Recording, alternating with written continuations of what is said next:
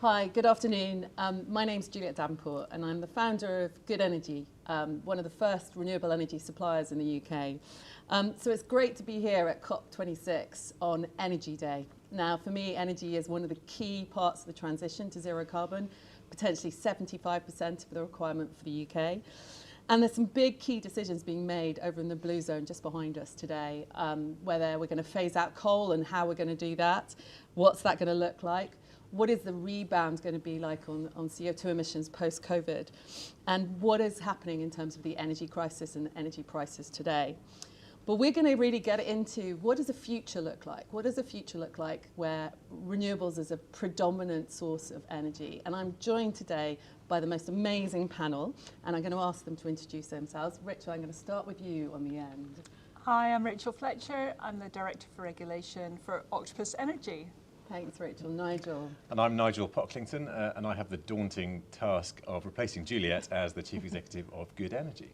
Rachel. I'm Rachel Ruffle and I'm the CEO for EMEA for RES. We're a renewable energy company, pure play renewable energy company. And this is their fantastic building, so thank you for hosting us. Ringside seat. Yes, it's brilliant. And then Emma. I'm Emma Pinchbeck. I'm the Chief Executive of Energy UK, and I owe RES quite a lot for letting us and Renewable UK host this energy transition hub here. And Energy UK is the trade body for the energy industry, so retail, generation, grid, and everything in between. And the acceptable face we have here as well. The acceptable face of the energy industry, that's my new Twitter bio. So what I'm going to do is kick off with a small presentation that's going to just take through a vision of 2050 where renewables are dialed up, and what does that look like? And then we're going to have a discussion about what does that mean for all of us and how does that energy transition look. So I'm going to go to the slides. Fantastic. So this was a piece of work that Good Energy undertook to really understand what an energy system looked like if you dialed renewables up to 11, as the famous film talks about. And what does that really mean from a scenario point of view? And so one of the contexts we wanted to put it in as well was what does that mean across the board, and where are the sectors that are really impacting on it? Because there is no one area that you can really define how you're going to get to 2050. We have to work across the 5 areas that we've highlighted here. So the first one has to be about what research and innovation we're investing in today. That is going to impact on the technologies and the techniques that we're going to be able to deliver in 5-10 years' time. And in fact, to date, despite the amazing advance we've had in technology, we've actually spent very little here in the UK on energy innovation, comparison to medicine or aerospace or automotive.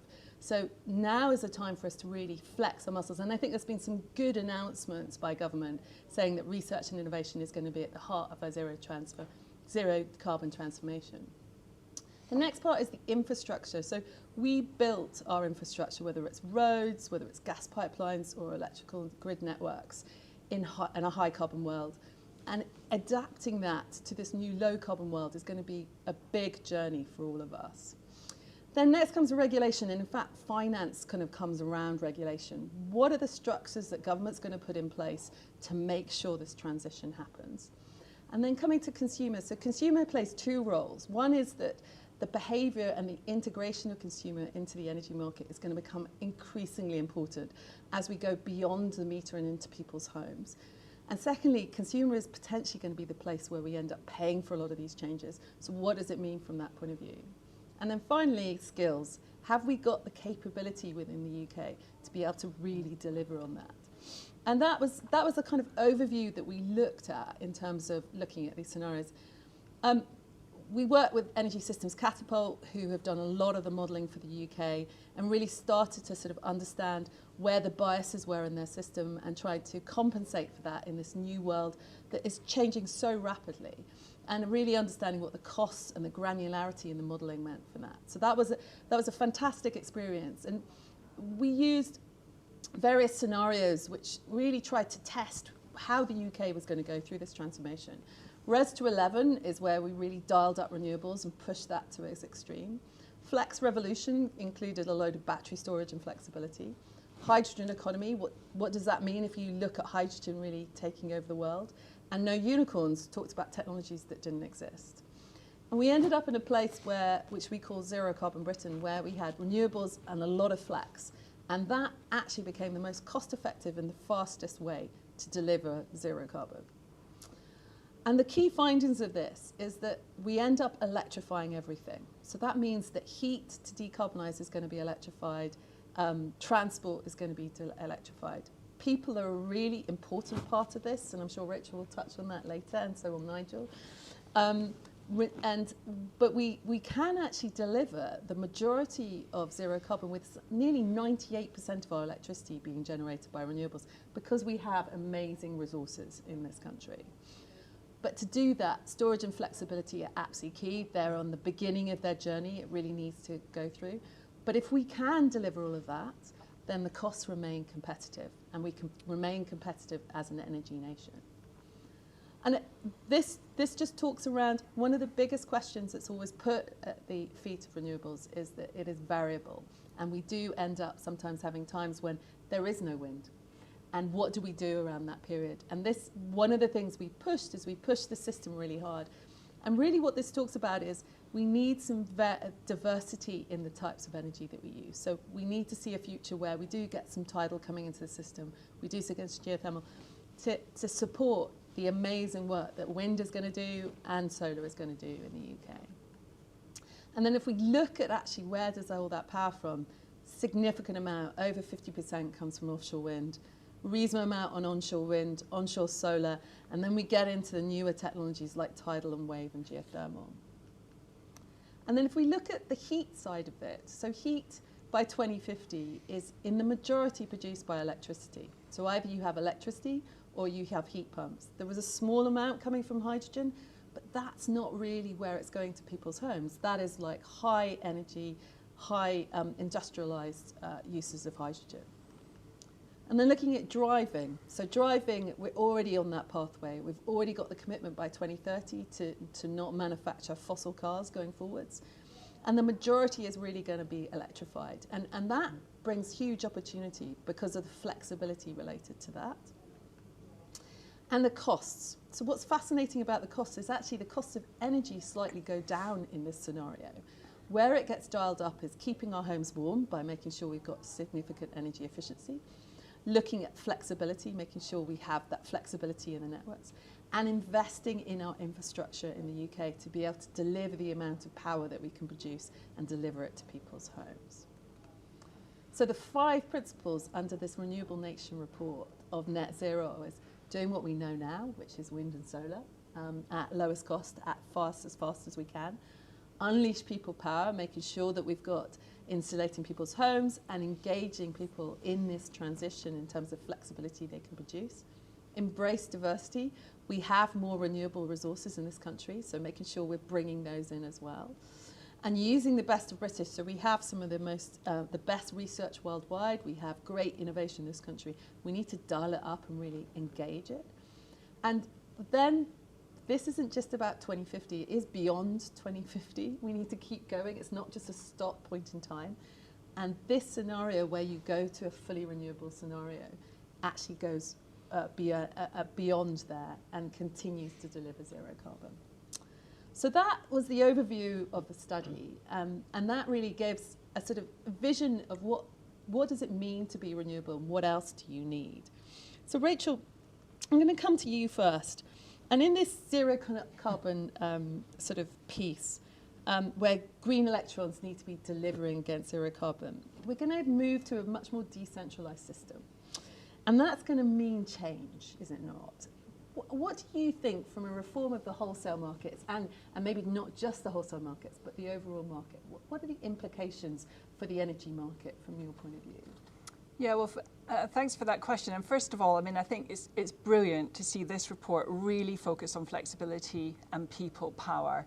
I mean, other studies have shown that if we tap in and harness flexibility in the system, we could be saving over £16 billion a year by the time we get to 2050 in a zero carbon energy system.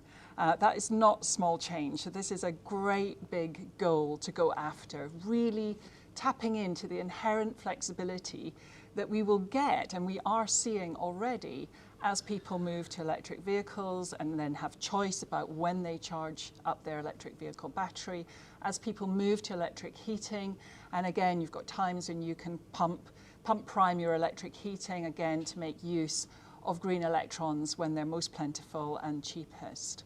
And not only is this about keeping the overall cost of the energy system down and benefiting all of us by way of average cost, but it actually puts people in control of their own energy costs in a way that they frankly just haven't ever had before. All we've been able to do is, a little bit of insulation and maybe shift supplier.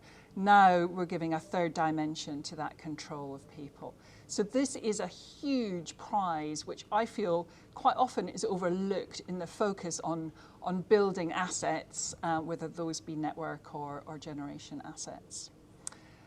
What this means in practice, though, I believe, is about it involves turning the way we think about the energy system upside down and inside out. We've always thought about what can generation bring. It's predictable, we can dispatch it, and that we've assumed that customers at the other side of the system are using their electricity and power in an unchanging demand profile that somehow we have to dispatch generation to meet. And because we're turning things upside down, I don't think we can achieve that. We can't shoehorn this new model into the current wholesale market arrangements. There are two things in particular about the arrangements today which are getting in the way of this vision, which, by the way, not only do we believe in theoretically we're investing in, we have 50,000 customers already on smart tariffs whose flexibility we are trying in the current arrangements to sell into the system. But we need two really big changes, I believe, in the wholesale market. One is locational and dynamic pricing. At the moment, the wholesale market gives you one price for the whole of the UK, which quite frankly is never going to be giving the right price signal when we've got hundreds of thousands or perhaps millions of people shifting their energy use depending on market dynamics.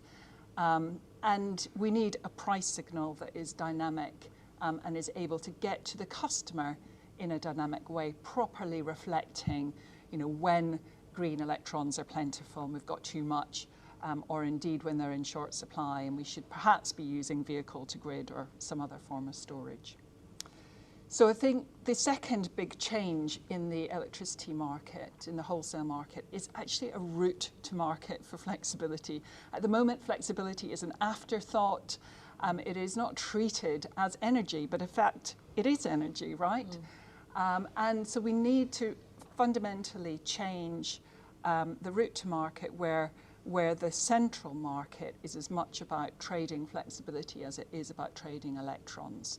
And that will smash through the barriers we are seeing at the moment, because fundamentally the route to market now is down to how the network companies shape their procurement for grid support. How are we going to make this massive change in the wholesale market? And I think actually in a way this is a $16 billion question, which I don't think we've really cracked. So just a couple of things to lob in here. I mean, the first is we should start thinking about how we're going to do it now, right? This question isn't even formally on the table. So we've got so many documents from government in the last few months.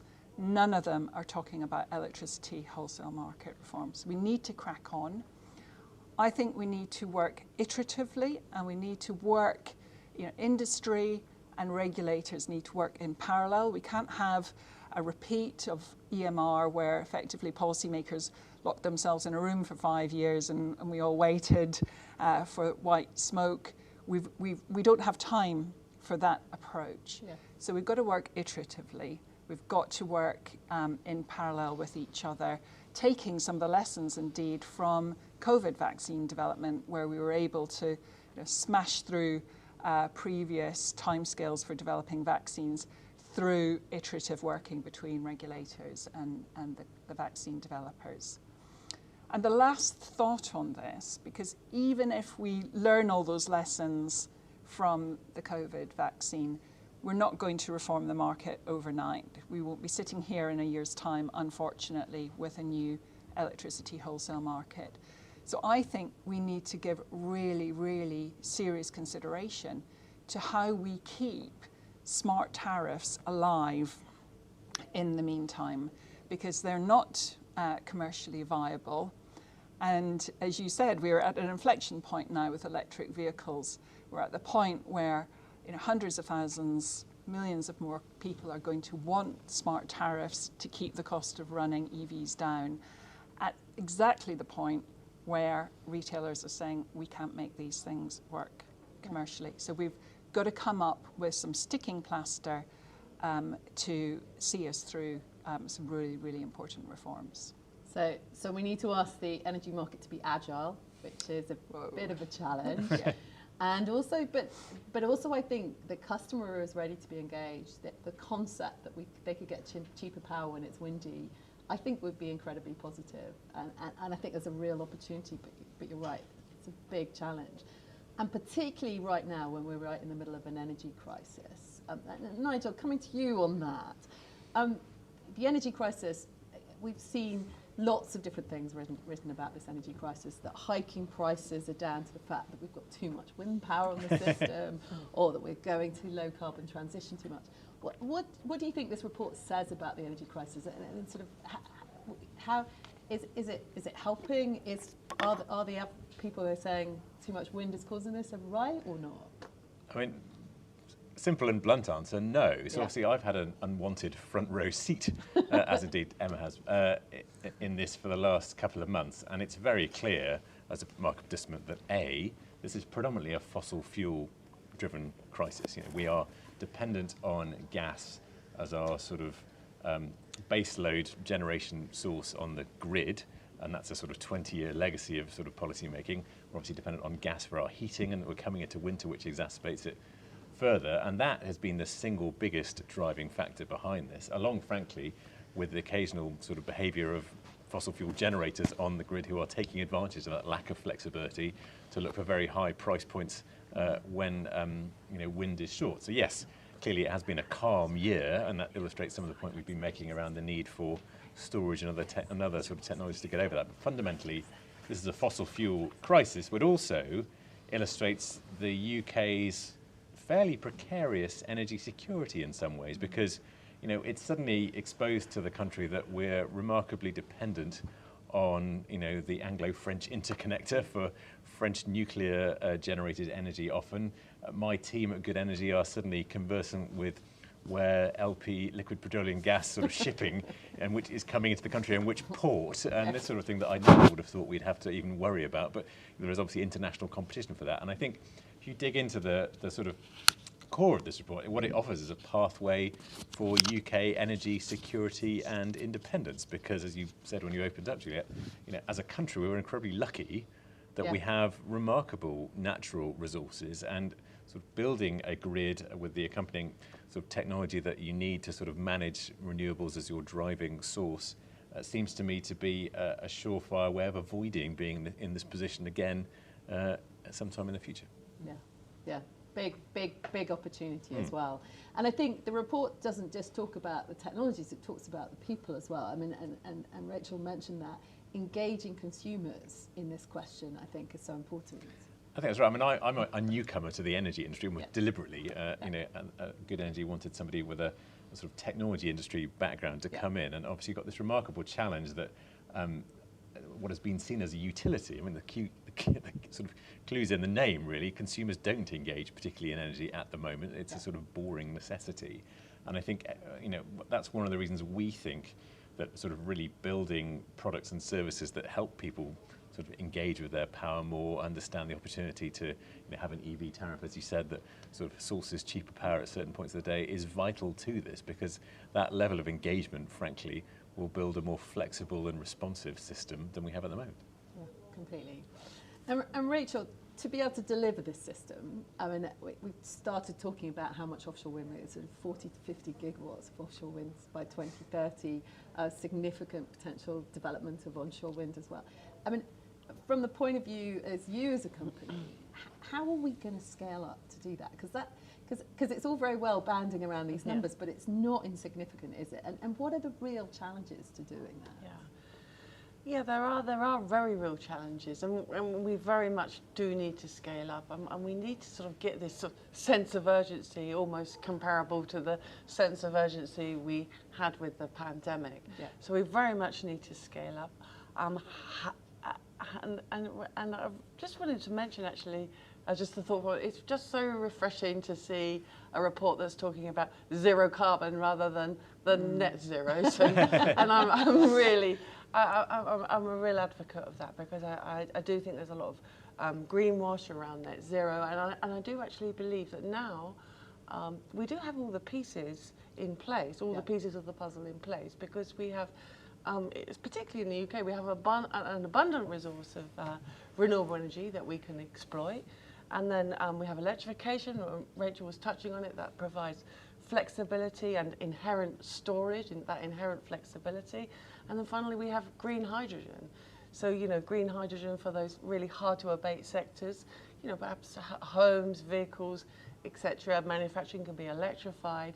But, you know, there are some sectors that need a higher, more intense heat, energy, and that's what we've got green hydrogen for. So there's and the bottleneck to this whole, I'm not going to call it a transition either, I'm going to call it a transformation, because it does need to be a transformation. The bottleneck to the whole transformation, I think, is the availability of clean, green electricity from wind and solar, which are, you know, scalable in every market globally, and we do have an abundant resource in the UK. So just sort of coming down to some of the specifics around, you know, how are we going to scale this up, you know, the practical, how are we going to scale this up in the UK? Well, there are a number of barriers, and I think increasingly probably one of the main barriers is grid availability, and I think we need a grid system, grid regulation that is fit for purpose. If the purpose is we need to reach zero carbon, or even net zero, actually, then currently I don't think that the system is fit for purpose. It really is designed around a fossil fuel energy system, and very much I think in favours those incumbent sort of energy generators. So what's wrong with the grid? Well, you know, just some examples. We have such an abundant supply of wind in Scotland. Here we are in Scotland, such an abundant supply of wind. But you know, the current sort of charging to get that electricity, you know, the charging from the grid companies, the operational charging, so that the transmission charging is too high, and it's actually it's higher in Scotland, so it's higher where there's good resource compared to, so you know, it's designed around where the need is. But the problem with that is that it's actually stifling the deployment of new projects, because they're not economically viable. We're building projects at the moment in the UK without the need for subsidy, and what's stopping us is things like this locational charging. And I just want to make a distinction. So it's not, I think locational charging for supply for customers is absolutely a fantastic idea. But for generation, you know, it is stifling the rollout. So that's just sort of one example of where grid isn't working for us in terms of reaching zero carbon. I think another example I'd just like to pull on is a way we have to contract grid. So when we build a project, a wind or solar project, as I think we know, you have to pay for the grid connection. But because grid companies are effectively a monopoly in the UK, whether it's the transmission system or the distribution system, the contract that you get, you know, it can be any price. It's not a fixed price. The price can go up. There's no penalties for that. And in terms of delivery, which is, I guess, one of the real concerns, we need to scale up. We need to move faster, have this sense of urgency. But, you know, it can be any time and it can be late, and there is absolutely no penalties on the grid company. So, we get this really difficult contracting situation where the grid companies, can charge any price they like, and they can deliver when they like, and with no comeback, which is just not the normal contracting commercial way of doing things, and it does distract. So that's grid. I guess the other one is planning, and in terms of planning, we see the timescales for planning for a wind farm across the UK being on average about 8 years. In theory, it should be about 5, but it is 8 years, and that's such a long timescale when we've got such an urgent problem ahead of us. How does that compare to how long it takes to build a wind farm? Well, generally it takes a year to build a wind farm, depending on where it is, but so obviously how big it is. It's extraordinary. Yeah, it's extraordinary, the number of barriers we have to jump through. And it's a complexity of the planning system across the UK, and not only the national systems, but also local authorities introducing additional hurdles, additional complexity. So, there's so many hurdles that you have to jump through. And I'm absolutely not saying that we shouldn't respect local communities and environmental protection. I think that is so important, that what we really just need is a clear, efficient system that has consistency across the UK, and I think that will really help us accelerate the deployment. Nice. And really interesting points you make about the distribution and national grid connections. I was chatting to somebody today, and I won't say which grid it was, but apparently they were asked about their cybersecurity, and apparently there is no cybersecurity risk on that particular network because they do everything by paper still.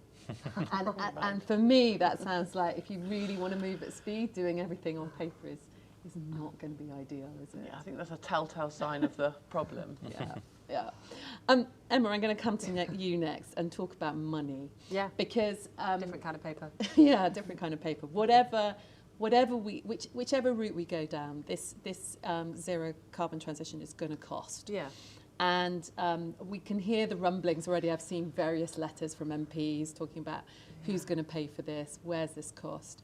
I mean, how, in your view, how is Bays and Treasury feeling about the cost of zero carbon transition and what it might mean for a customer? And are we thinking about this in the wrong way? Is this about investment rather than cost? Yeah. So I think you're absolutely right, that investment word is critical. So what we know from every analysis, this one included, is that the energy transition will be cheaper for consumers in the long run, particularly recognise the point that the more flexible the system is, the more savings there are for the end user. But in general, a high renewable system with lots of flexibility on it, which is low carbon, is better for the economy. I think that penny has dropped very much in Bays, and they see the costs involved over the next decade as an investment for that future. I think for Treasury, the cost of the investment is still a problem, and it's a problem because of the pandemic and austerity and a very traditional green book that doesn't recognise co-benefits and doesn't think far enough in advance. In terms of the real political issue, it's twofold. One is the distribution of those costs. So that's both for industry, where should they sit in the system? And it would not be worth my job to comment on exactly where that is. I'm sure all of you might, but it's fair to say that different bits of the system have been regulated differently. We have price controls for some bits of infrastructure, we don't for others. We've seen what's happening to the retail industry at the moment, so it's very hard for anyone in retail to front up the cash to do things like agile tariffs. So there's a kind of clear, where do you spread the costs for this across the industry, who takes on the risk, etc.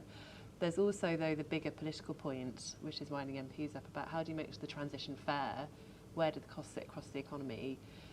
For us, we've been saying the levy should be removed off electricity bills, for example. At the moment, 25% of the electricity bill is policy costs, and that's mad if electrons are your future fuel powering your economy, and it unfairly distorts the perception that consumers therefore have of the cost of gas and the cost of electricity. So, we should be moving the levies. Now they can go into taxation, they can go onto the gas bill, and we can redistribute costs that way, but they should be moved. So there's also that kind of fairness and cost piece. The last thing I'd say, though, is fundamentally, the reason I'm in this job and work with the private sector is, I think, what's changed over the last 5 to 10 years is the realisation that this is the future economy, that net zero is where you want to put your money, that there's less risk involved in green assets. And what we need government to do is not just think about how they invest their own public capital, but more importantly, in some ways, how they create the market framework so that investors can invest their capital. And some of that, as Rachel's been saying, is unlocking the market barriers so that our investors in renewables development don't get put off by the kind of project costs overall. You know, it's how do you make sure the money moves? And my last thought in this, in the context of this report, is I think the UK is a fairly remarkable market. This is very much an Emma view, not an Energy UK view. So luckily Simon Markles, our Public Affairs Director, is not in view, so he can't tell me not to do this. But I think the interesting thing about the UK system, as your report says, is a 50-50 system. It's going to have to be very, very distributed and consumer-led and driven by flexibility. But we also have to build an absolute ton of offshore wind and at least one nuclear power station, and that's transmission connected generation. If you know anything about investment, you know that the investors and the kinds of business models you need are very different for those two ends of the market. And I don't think government thinks anywhere near enough when they're thinking about market design about both worlds, not just one or the other. So we're going to have to do the new EMR, electricity market design, alongside also doing proper retail market reform, and whatever we do with networks all together, because it's the whole piece. And crucially for the UK, you've got to get infrastructure investment through, but also really sexy, interesting new business models on the demand side. No one I've seen has come up with the model for both of those things. Yeah. There we go. So that's the $1 million question. And I've also magically managed to bring in Lindsay whilst we've been talking. Yeah. Just like that, it's magic. Thank you, Emma. Sorry. And just before we move to Lindsay, though, Yeah. one question I want to ask you, and we've talked, I think everybody's talked about pace. Yeah. And I've heard a lot about how the industry is actually quite ready to move at pace. Yeah. Is government ready to move at pace? Not as fast as we are. I actually made this joke in front of the Secretary of State last night, but we must be the only sector that's like, please could you either regulate us more or move regulation, because we're ahead of you. Yeah. You know, like I find it's a remarkable thing as a trade body chief exec to be going into government and being asking for more policy, because, you know, we're a regulated sector. We're a public service as well as an interesting consumer commodity, and so we'll always be regulated. And at the moment, regulation is constraining us. And no, they're not moving fast enough. So just to give you an example, you know, just in parliamentary timetables to get their net zero strategy away, to get the energy white paper away, they need an energy bill like now because of the amount of parliamentary time that takes. Are they aware of that? No, I don't think so. So they don't understand what a year costs us. You know, it's a wind farm. You know, should everything else be all right? So, you know, clearly I'm not doing my job well enough because I haven't sped them up, but that is the mission. Well, we can all help, I'm yeah, sure. Yeah, everyone in sure. this room. And now. Yeah. Lindsay, thank you so much for joining us. I'm so I know sorry, you've I'm been. so No, late. don't worry, you've been rushing I was around. participating in active travel, running along. I think you've been talking to school children as I well. have. Next 80 odd, generation. yeah. Are they all going to come and join us? And Do you know they had brilliant ideas? It was a fantastic session. Emma was there as well, and they get it. That's the best thing. They are our best advocates, and that's who we're doing this for as well. Yeah. You know, a lot of us won't be around to really feel the pain of not getting this right, but they will, and in future generations will. So, yeah, a great event this morning to be part of, and you know, the pathway is almost like a runway, because to walk along a pathway, you can't meander. We have to move fast, as Emma was saying. And I was going to come to you. So Scottish Power, sort of renewables, really, I mean, the big shift over the last 20 years for your company. I mean, we've talked a little bit about renewables and the impact, and a bit about flexibility. Tell me a little bit more about what your vision is in terms of renewables and how they're going to interact and what else we need. We talked a bit about transmission. What about flexibility and renewables together? So I think for us, obviously we started our renewable journey way back in the 1990s, and some of our oldest assets are actually being repowered, and we've been really successful in actually taking repowering applications through. But it's not just about that base technology, it's not just about wind. Wind's fundamental, but it's about how you combine technologies to then create that flexibility and offer those services to National Grid that previously would have come from fossil fuel-based generation. We have been pushing National Grid for quite some years. We worked with a lot of our industry colleagues to do some studies. I think this was back in 2014, 2015. And as Emma said, renewable intensive with a bit of solar, with a bit of storage in there, gets us a much more cost-effective system, which reduces bills, and all of the studies that we've all been doing since just back all that up. We started that journey back then, and I'm really pleased that we've now got wind with batteries with solar. So it's energy parks we're now talking about. It's not just about one technology in one location, and much like Rachel was talking about, the planning system isn't ready for that. That kind of blows their mind if you come to them with a multi-technology platform. You want to put it all in one place. Well, can you take that solar away? We'll think about that later. Yeah, that battery, can we deal with that in a separate application? Well, no, because that's inefficient. Yeah. It's inefficient, and it adds time onto the 8 years that we're already talking about. So we don't have time. Yeah. It's a climate emergency. So bringing that together is really, that's part of the issue. But in terms of the actual clever stuff, and I'm very lucky that I've got some very, very bright engineers and doctors of mathematics that work in our team that help me with all the various algorithms. But we've done some really fantastic stuff about simulating a precursor to black start from wind. Now, I remember sitting in meetings not that long ago, and everyone would just, wahaha, they would scoff, they would laugh, they would say, ancillary services, no, we're going to need gas for that. We're now proving that you don't. We need to do it at scale. What we want to do is prove that it can be done. It was collaborations with Siemens Gamesa and Scottish Government were involved as well. We did it down at Dursalach, and we restarted our wind farm using a virtual synchronous machine methodology, islanding. And if you imagine, much like that centralised system we've all talked about, where Black Start was coming from large centralised plant dotted around the country, if you've got lots of little islands that you can connect together, surely you've got a much more resilient and flexible system. So we just need to keep that conversation going, keep being innovative. And pretty much everybody I've ever met in the renewable sector has got that mindset, which is awesome.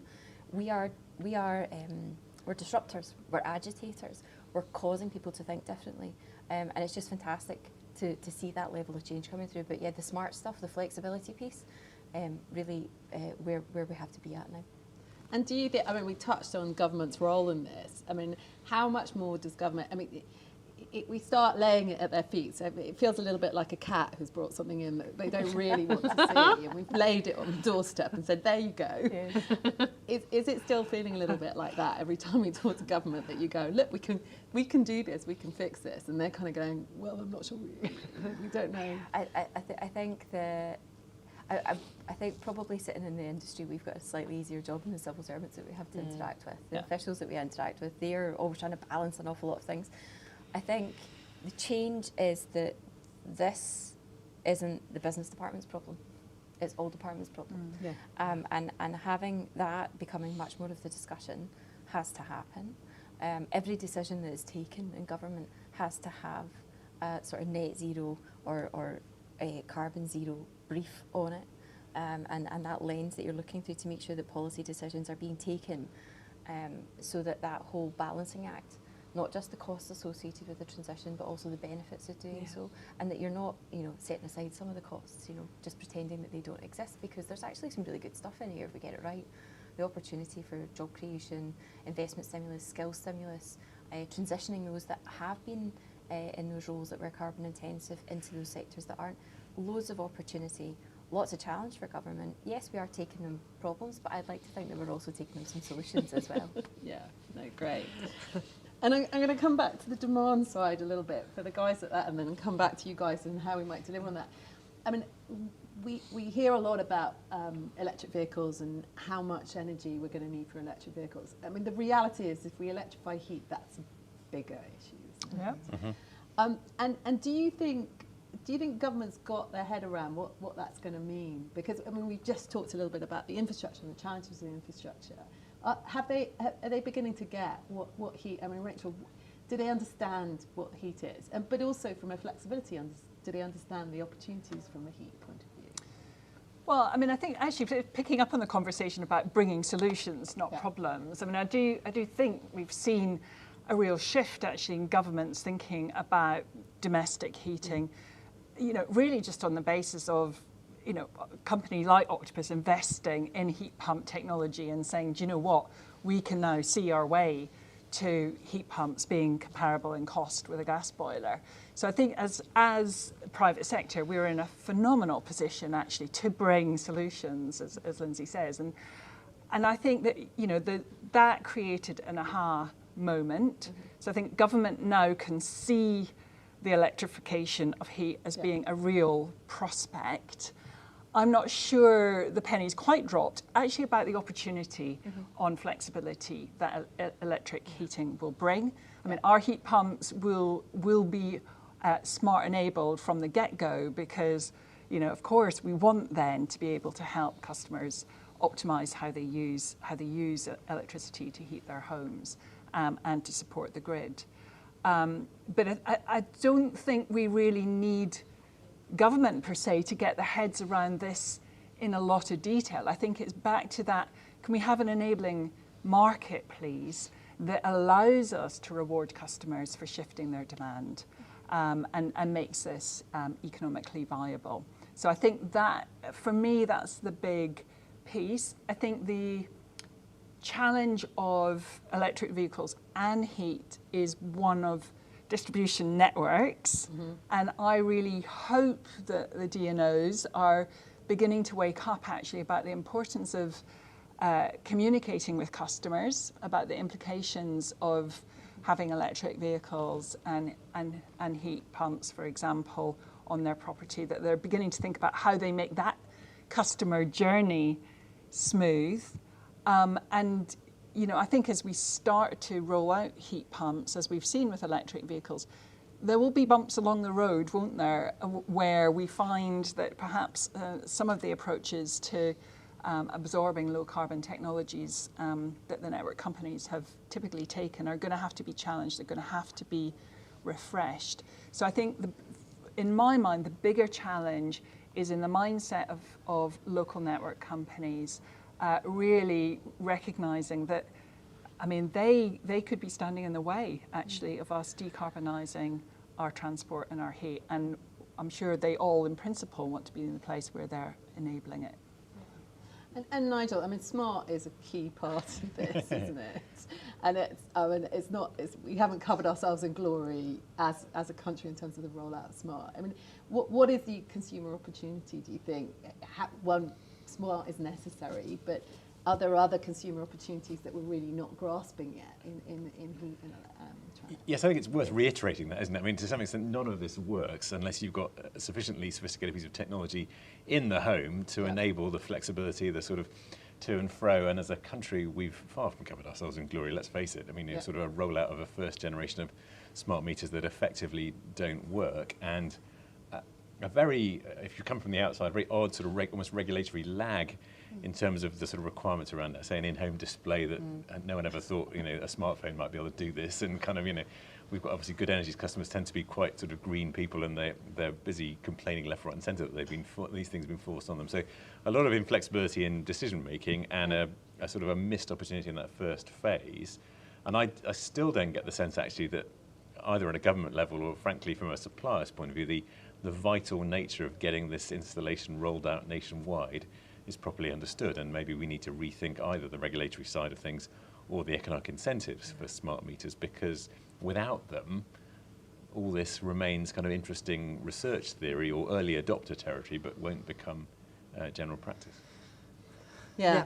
Emma, If you ask the government, the smart meter rollout is perfect, actually, Yes. so it's fine. No, it's a really serious point. I was actually, in the bad old days before any of you had any idea who I was as a graduate, I was working on bits of the smart meter rollout, and I was working for a technology company, and their point of view is you needed a very light piece of hardware. If you spent your time trying to design the hardware, the in-home display, all that kind of stuff, it would get outdated pretty quickly. We should be looking at the actual, like a smart and digitalized system, and that is the infrastructure.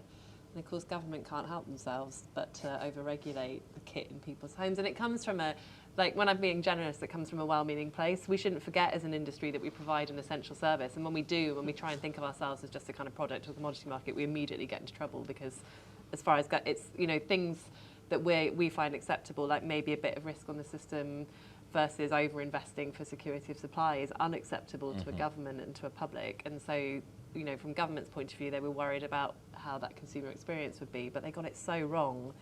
And they are intransigent about it. And this is very frank, but it's nothing that they haven't heard from me directly. I think government's point of view is, you know, the rollout is the industry's responsibility, but of course they've forgotten that they have designed something the industry fundamentally doesn't want to deliver. Yeah, it's not been done well. I think we need to see some change there. We'll keep saying that to government. There is a new energy minister, and I think they understand that they've committed to 40 gigawatts of offshore wind. They've committed to a renewables-led system. They're going to have to change some of their thinking if they want to get there, because as we've all talked about, it's the system that enables that now. The market design is one thing, but it's the non-market barriers, including the flipping smart meter rollout. Yeah. Can I just say one thing on smart metering? The customers that are banging on our door for a smart meter are the ones with electric vehicles, heat pumps, because they, you know, absolutely they want to capture these benefits. So, you know, we missed that right at the beginning of the smart metering program. It was all about getting smart meters, not getting smart customers or allowing customers to be smart. With low carbon technologies, actually that is beginning to change. So, you know, I think, you know, we have to see how much that uptick in EVs really is. But there are kind of winds of change, I think, happening now simply because of EVs. Your reference to EVs triggered something. In 2018, Whiteley could have powered every EV in the country. And in the month of September, it wasn't big enough to power those that were registered just in the month of September this year. So that's how quickly that transition's happening. Consumers are going to outpace our industry if we're not careful. And we need to make sure that the grid infrastructure is there to cope with that increase in demand and really make sure that customers don't get turned off by what is an essential transition. All important. And do you think that's changed the minds of renewable developers and renewable energy companies? Because, I mean, I remember when I first came in the market, they were very separate. Consumer and renewable technology didn't really talk to each other. But do you think that is changing now, Lindsay? It's had to. I mean, I won't say which trade association, but I remember sitting in a trade association meeting back probably in 2010, and I raised customers. And I get told, we don't talk about customers. And I said, but they pay for this. And that's the fundamental point. Everyone who is a consumer of electricity pays for this stuff right now. So we have to care, we have to give a damn. And that's why it was important that we got it down the cost curve, that we were innovative, that we do start solving the problems that the customer needs us to solve. So it has that crossover is there. The other thing that's happened in that transition period is that back then, customers were probably pretty passive about where their energy came from. They didn't really, maybe some of them cared if they were so inclined, but they didn't care so long as they had the amenity. What's changed now is that they absolutely care, and that's when you see tech companies, large retail, banks moving in, wanting corporate PPAs. They want to tell their customers, look, we're powering ourselves with green now. It's about reputation, it's about doing the right thing. So the fact that pretty much everyone's on that page, they all care, and it's because of buyer expectation, because they don't want to see you risking their future and their future generations' future. That buyer pressure is absolutely there. It's palpable, I would say now. And Rachel, from that point of view, with customer being more engaged, do you think, I mean, we've talked about the troubles with planning and the process of planning. Do you think having more engaged customers and more engaged people generally is going to help? Massively. I think it's going to help massively. And I think I'm already sort of sniffing a change in the wind, if you like, on this.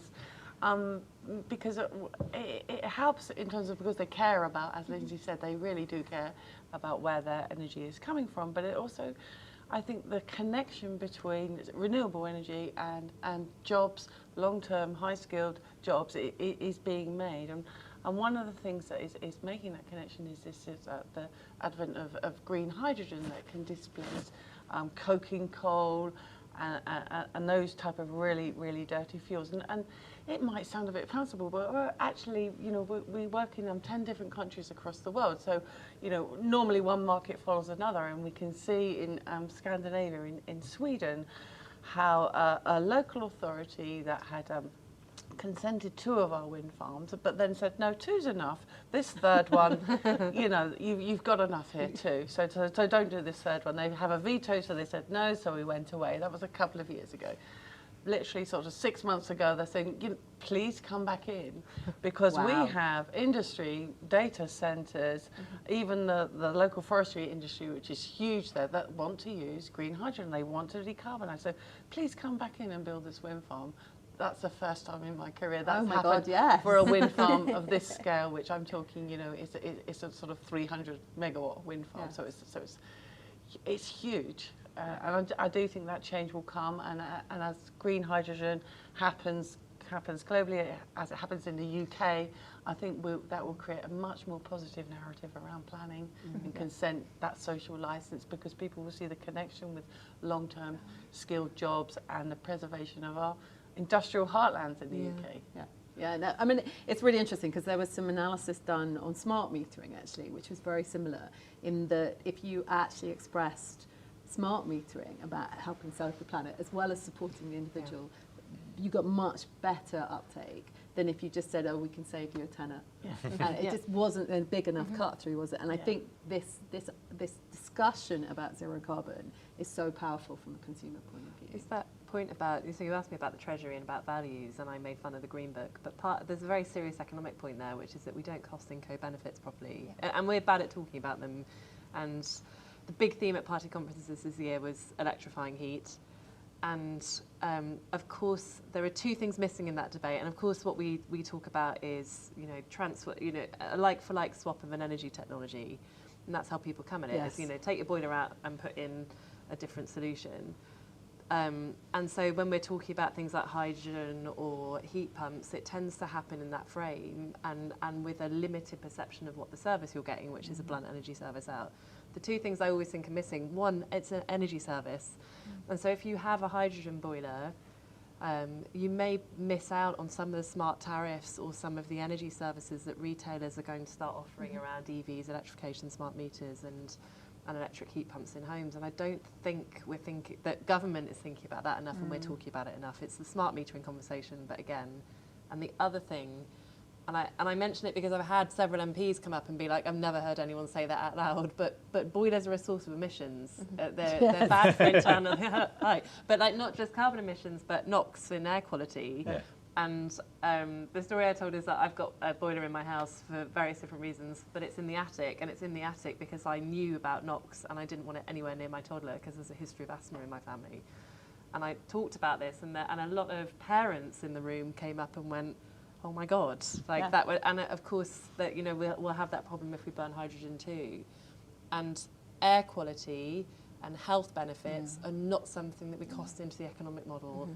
And on a values And we point, don't talk about caring enough. about your kids' health is something that maybe matters as much to people as sort of the energy service. No, So, I agree completely. I switched out an oil boiler Yeah. because we're off grid for a heat pump. yeah. And the big thing I noticed was the smell. Yeah. I mean, anybody who Yeah, has yeah. an oil pellet, Yeah. they smell. Yeah, they really do, yeah. And so, that's and it was dramatic in terms of that change. And we forget, essentially, we've got a small power station in our own homes that is burning something all the time. We've got so used to that. It's extraordinary, isn't it? Yeah, it's mental. Yeah. And the global picture is even more intense than that, isn't it? If you think about the developing world, where kind of people are burning trees to cook on and so on and so forth. I think the Wellcome Foundation are about to release a report, aren't they, on the health and environmental intersect, looking at that co-benefit story that you were mentioning, Emma. And I think it's brilliant to see an eminent entity like that come into this debate, because it's really fundamental. And I think for many people, actually, the big benefit of electric vehicles, if you live near a busy road, is going to be noise and air quality, Agree. life-changing. And who wouldn't want better air, warmer homes, and potentially cleaner everything? So, just to kind of wrap up on then, in terms of talking about, we've talked about people, we've talked about consumers. One of the big challenges at COP26 is inequality. Is that how are we going to get this technology out there? And maybe we just focus on the UK here, but there is this challenges people feel that it's a new technology, therefore it's going to cost more, and therefore we're going to have more challenge to inequality within our energy system, and that fuel poverty is already an issue. Is it going to become a bigger issue? Rachel, sort of, what are your thoughts or tips about that in terms of how we approach this inequality issue? Yeah, I think firstly, I think it's really important that we don't let the inequality debate, and it is a really important issue, get in the way of bringing down overall cost, right? Because the best way of improving people's lives who are in poverty is bringing down the overall system cost. So we mustn't lose sight of that. And I think quite often we have actually. I mean, the second thing is, you know, we do need to have faith in cost curves. You know, we've seen it in solar, we've seen it on offshore wind. We believe we're going to see it in heat pumps. So, you know, maybe let's not start rolling out heat pump technology for customers in poverty. Let's get to scale, get the costs down, and then have a system that is like for like equivalent cost, and where, frankly, I think we still need to continue the conversation that we've been having since time immemorial in this country, actually, about how do you support people who, you know, even if you've brought the costs down, the technology costs down, are still going to struggle to heat their homes and to power their lives. But I do think we need to focus on overall system costs. We need to focus on bringing technology costs down, and I'm really pleased to see government actually provide some interim support on heat pumps to allow that to happen. But yeah, we've got to keep thinking about how we help those who are in fuel poverty. You know, I think the elephant in the room there as well is the quality of buildings and homes. And again, I'm not sure we're seeing, you know, back to that holistic thinking, I'm not sure we're seeing enough there about thinking about how we really improve the fabric of some of the worst homes in the country. And Nigel, I mean, you've come from outside the industry, so this is kind of fuel poverty is kind of, as Rachel said, has been quite a driver.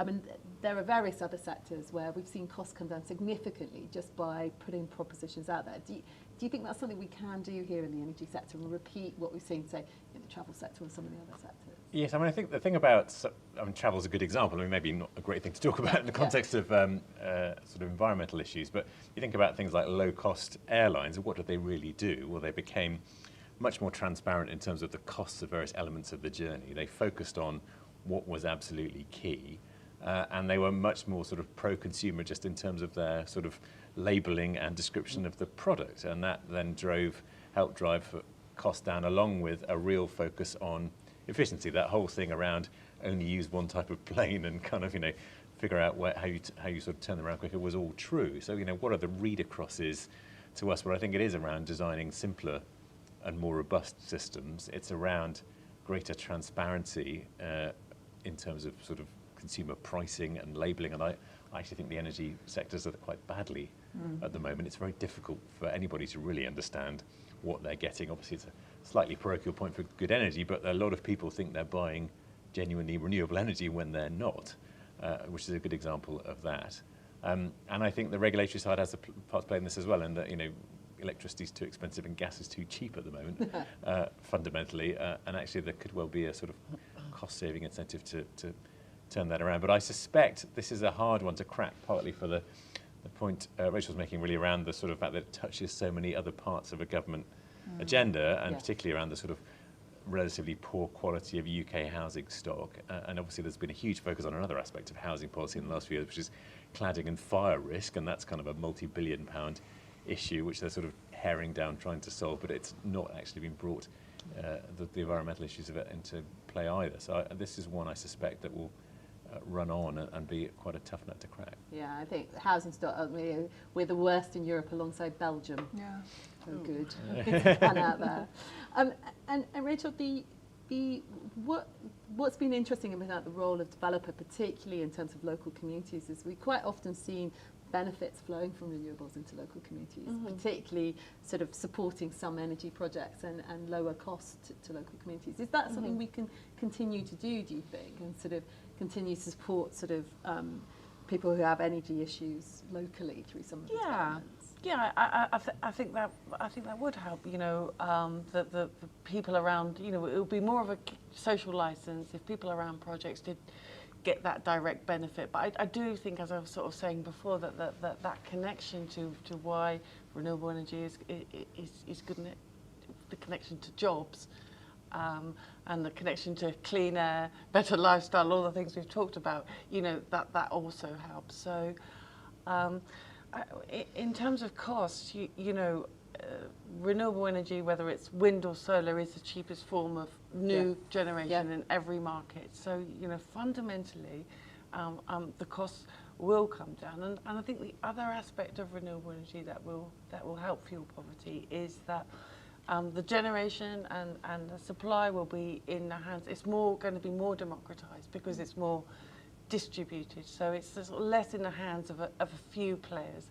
So we won't see such sort of big shocks. We won't see things which we see at the moment, where OPEC, decides to turn up or down the price of a major commodity that affects the whole world. So, I'm really optimistic that actually a pure zero carbon system will be much lower cost, and that's why, our mission, our vision is creating renewable energy that is affordable for all. Yeah, no, completely. And Emma, you're closest to the politicians. I mean, do they believe that renewables can deliver at a lower cost and that will actually help solve some of this inequality problem? Or are they still stuck in this kind of old mantra that we are as much part of the problem as anybody else? Right, so before I start this answer, I should be clear that it's an answer from me, once again, and also that I work for the market, so you can tell where I think the value of the transition is, right, before I upset literally everyone and talk to my career live on camera.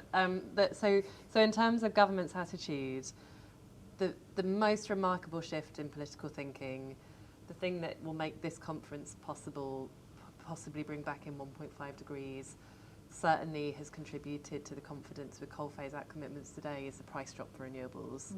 And I was fortunate enough to be working for the renewables industry when that happened, and it was an extraordinary overnight shift to the attitude of government to this industry and what we were for, and also the wider sector and what it saw its mission as. And so unquestionably, I agree that the market's job here is those cost curves. Getting down the costs of these technologies changes what is possible politically, because the current economic model is one about GDP. It's about the equivalent to having a P&L, in a private business. So that economic shift happens. What I was going to say, and the thing that will get me into trouble, is we're a private market. We're not motivated only by altruism. Everyone sitting around here is in this business to make money too. And actually, because of that, the speed of it, the urgency of it, the innovation of it, it's the market that has delivered those cost reductions. So I think we should be shameless about saying that is our contribution. The bit for government to think about in terms of the transition is that, speaking very frankly, it's not in the market's interest to deal with those who don't have the capital to access those products first. It's not our job to fix poverty first. That's not ever going to be the primary motivator for businesses trying to roll out products, technology, services. And when I think about fuel poverty and the transition, for people in it's poverty. For people in real poverty, they're going to be in rental, probably, in badly insulated buildings. They'll probably use public transport. They might not have access to cars. Their primary concern is about how you stay warm, not the kind of product that's doing it. And I think sometimes we forget that that is the reality when we're talking about this transition.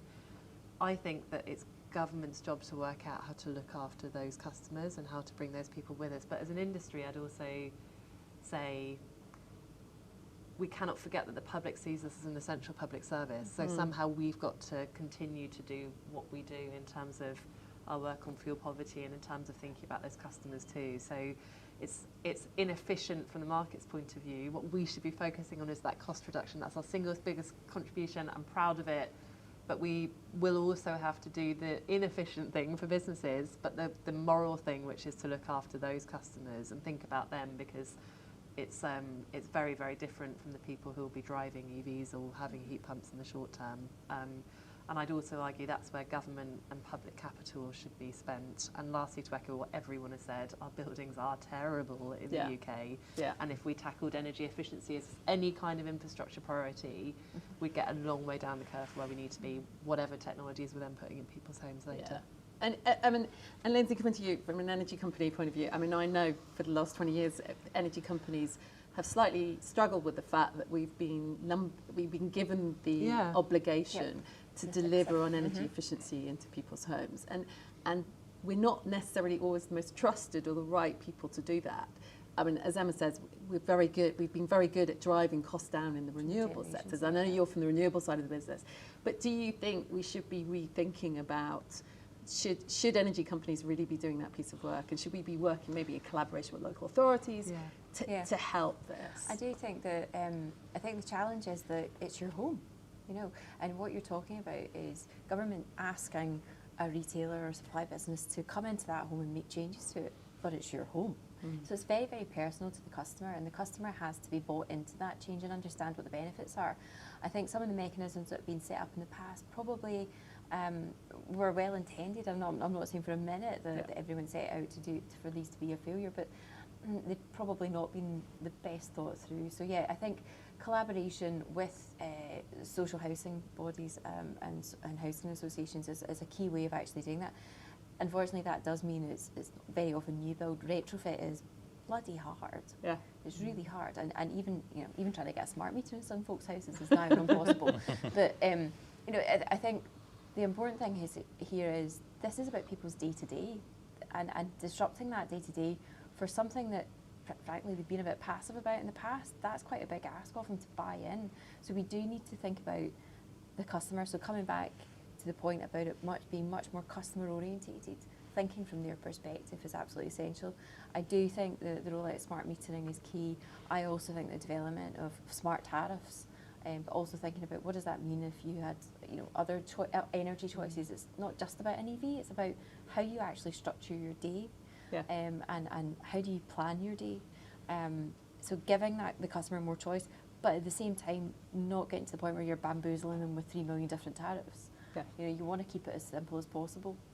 I do think that there's products out there, there's ways that they've relabeled the efficiency standards for products in home as well, all with a view to making it simple. We need to do more of that. Whether or not something like that could be used for energy tariffs, don't know. But I think my side of the patch, I'm just mad busy trying to create enough energy that we can actually deliver it. But yeah, the customer engagement side is pretty challenging. But I'll go back to some of the points that were made in transmission and distribution. I think that there is a change in there as well, that they're becoming much more customer orientated. If I think back to the organisation that I joined, I'm a Scottish Power since 1999, and I worked in a corporate function, so I was in and out of all of the businesses. The customer was quite remote at that point to the grid businesses. That's changed. That's definitely changed. And I think that's the beginning of a real shift when you've got us all thinking about the end user and that experience. That has to be where we're orientating policy towards. Can we, and just given the current energy crisis, so it's the joy of my life at Energy UK that I've got both retail and generation and National Grid too, so we've got the piece. And this conversation started with where do costs sit and whose responsibility is it to do this transition? And I think that, and we talked about costs in the abstract and where they sit in the system, but that goes for vulnerability and for customer service too, because in a world where your access to mobility might be about whether or not you've got an EV charger locally, in a world where justice or equality might be about whether your home is efficient or whether you've got access to a heat pump or whether you're going to have a hydrogen network because you're near an industrial cluster, all of this stuff, it's the whole energy system. And in doing all the media, being in the eye of that particular storm on retail, I have actually been really proud that even though the energy retailers are making a negative margin as a whole, they have actually put up more cash for vulnerability through this period. But it does feel like it cannot be right that a lot of the costs for the social responsibilities of energy sit with one part of the system, and that again is a very Emma view. Anyone watching, don't panic, this is not any official Energy UK position, but as we transform the system and we are thinking about more connection between the infrastructure and the customer, things like equality and equity become everyone's responsibility in the system. And I would argue also particularly governments, and as Indu was saying, it's not a BEI's job. Once you start talking about transport and buildings or the wider economy and fairness, that is a whole government job. So nor, as I said, nor do I think this is the market's problem to resolve by itself. But also I think there's been a tendency to talk about, particularly fuel poverty, as in quite a condescending way, that actually if we give more skills, more capability to individuals, they can make better choices when they've got better tariffs or better technology to support that. And there's always been this thought that if you're fuel poor, you're actually, and you're vulnerable, you have no capability. And that is not true. And I think, I remember early days at Good when there was a load of solar installed in social housing.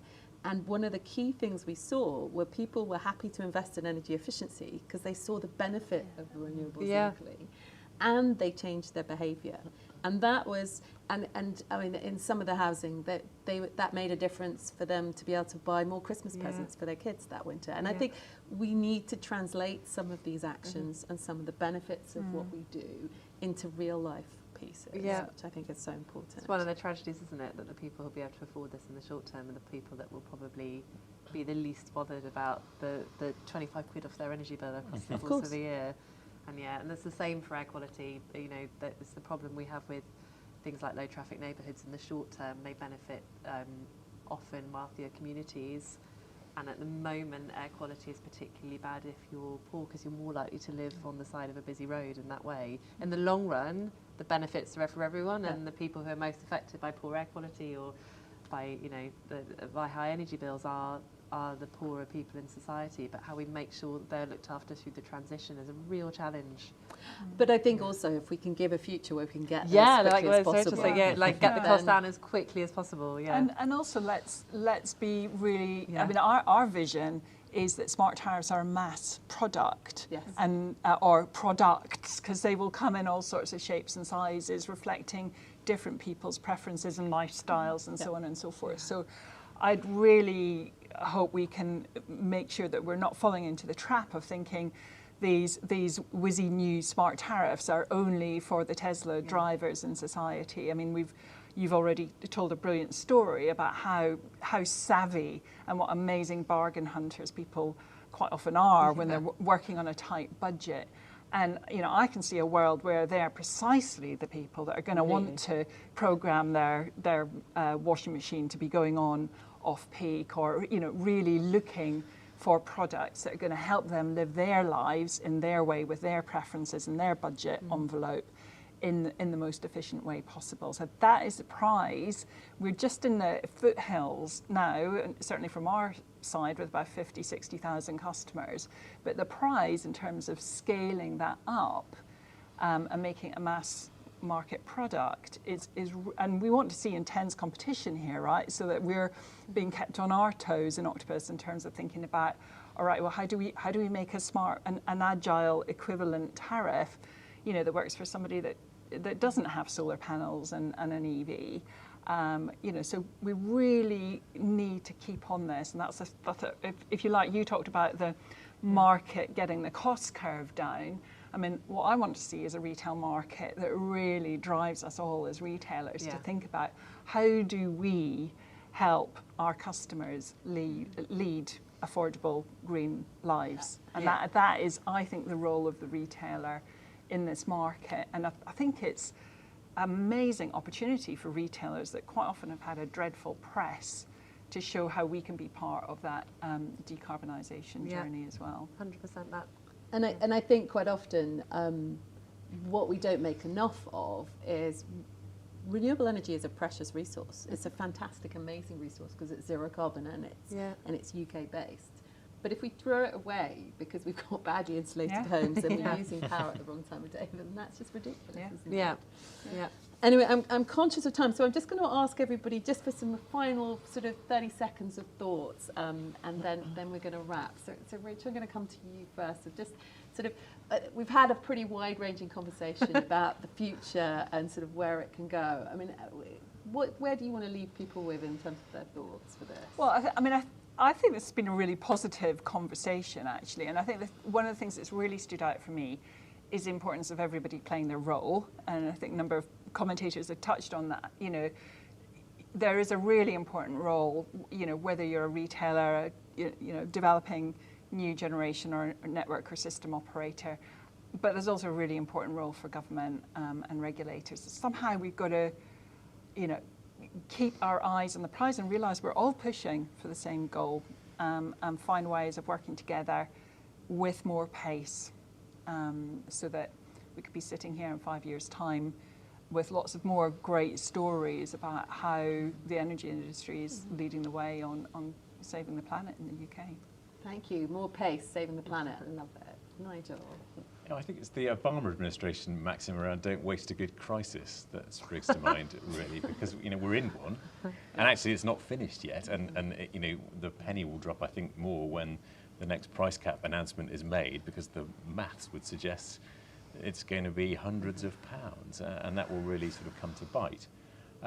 And you know what we have is sort of very credible. I think whether you entirely want to follow this footpath, but a very credible sense that actually the UK could get its way out of this using its own resources if it sort of aligns behind an ambitious plan for a sort of changes to the way we view power, and that's a fantastic opportunity, and one that has always been in the background. So as you know, we've touched on a couple of times the fact that it's quite hard to get consumers to sort of care that much about what is a service. Well, and for good and bad reasons over the next few months, people are going to care quite a lot, and therefore that seems to be the moment you could perhaps push for this harder.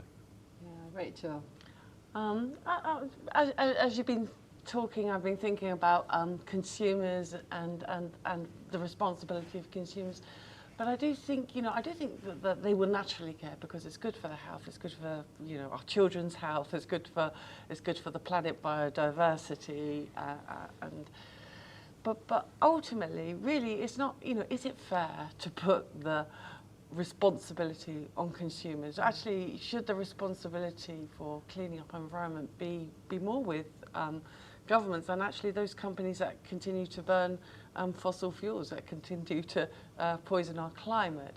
And I don't mean to kind of, you know, say, well, it's all their fault, because, you know, these big oil and gas companies, they've produced all this wealth and brought us on, you know, industrial revolution and all that. So I do think, but therefore, as a society, we have to help these companies that are going concerns. You know, we need to help them stop burning fossil fuels. And as a globe, I heard this figure last week, which is something like we are, as a world, we're subsidising 450 billion a year to fossil fuel companies, which is 4 times as much as the cost of the promises being made over the road at COP26. So I think consumers should be engaged, they should be in control, but I don't think it's the responsibility of consumers ultimately. Yeah, thank you. Emma. So let's talk about climate change. So negotiations over the road are going to be dealing with the 2 kind of major sources of emissions. One is land use change, which is not hugely on the table for this discussion, and you know, changing over forestry for agriculture and the rest. The other, and still, you know, the biggest contributing factor to climate change is the burning of fossil fuels. It is that simple. That is what is being negotiated over the road. And what has changed in the course that I've been working, I think, and in a hugely exciting way, is that battle has gone from being one about having to force new technologies through and force a change to the economy to one where now the energy industry, primarily the ones burning the fossil fuels, sees green electrons as the valuable future of the sector. Green electrons and flexibility, and on the other end of the system, energy services, that is the kind of economic, industrial, technology revolution that we haven't probably experienced, I don't think, since the age of steam. And my frustration with government, when I feel frustrated, or with the negotiations, is that we do not yet recognise that net zero is not an adjunct to the economy, or that the energy transition is just about the energy industry. This is about rewiring the economy for a very different kind of fuel. And that's hugely exciting because it stops it being something that's being done to the economy and is about, you know, shifting the economy in a very valuable, interesting, different, hopefully more equal direction. And I suppose the message for governments is, for that reason, you need to act with that kind of pace. You know, at the dawn of the last industrial revolution, people weren't like, yeah, but we've got these horses, so we'll just carry on. Like, maybe with the horses, and we'll do a little bit over here with the steam engines. The, you know, 19th century industrialists went, oh, this goes quite fast, and they rebuilt an entire economy around it. I mean, we're paying for it now, but the pace and the urgency and the innovation were there. And I think government needs to kind of get on board with that vision. So it's not a Bayes job, it's a Whitehall job. It's not a UK job, it's an international job. And it's certainly not just the Prime Minister's job, it's the Exchequer's too. And so, you know, that's where my brain is at the moment. Thanks, Emma. Lindsay. I guess just final about this is another report that tells us what we know, that it's possible, that it's deliverable, that we can do it, that there's great benefits to it, that we can do all the stuff that we've talked about in terms of jobs, supply chain, everything else that can come through, bill impacts, everything. I hope we're listened to. That's what I need to see. And I think the great thing here is that as the UK, we have a fairly unique set of natural benefits that we can tap into and really deliver a zero carbon Britain, as the report suggests, really damn quickly. Yeah. And that, 2045 and 2050, people say, well, that's just round the corner. Well, we should be well ahead of that. You know, 2030 is absolutely, we should have laser precision vision about what we're headed for there. And it does mean that we don't have the additional 12 months that Rachel touched on, that we lose a year's wind farm build, if you like, while folk procrastinate about what the policy change has to be and how we link all the departments together. Yeah. That pace of change at a local level has to come. Globally, we have to be seen because of the benefits and because of the pollution that our industrial revolution caused. We have to go first. Yeah. You know, it's on us to do that. We have to set an example. And I was asked, did I think COP was going to be good, bad? How did I think? And I said, I'm not, and this was last week, and I said, I'm not going to prejudge what the outcomes are. I hope to God they're positive. I hope to God they set us on the right path. But at a bare minimum, everything that's happening over there, we now have, I would say, much better confidence that there's going to be much more immediate impact in the UK than we've ever had the opportunity before. Yeah. And the pathways to a zero carbon Britain are absolutely there. This is a fantastic report. It adds to that discussion, and it's happening. So, thank you. Well, thank you so much for all my panellists today. I think Zero Carbon Renewable Nation, putting the customer at the heart of this, making sure that we're delivering zero carbon to them, and actually just that vision that this is going to be good for customers in the long term. This is going to be better for customers. I think is so important for us to pay. So thank you so much for discussing today, and I'm going to call that to an end. Thank you.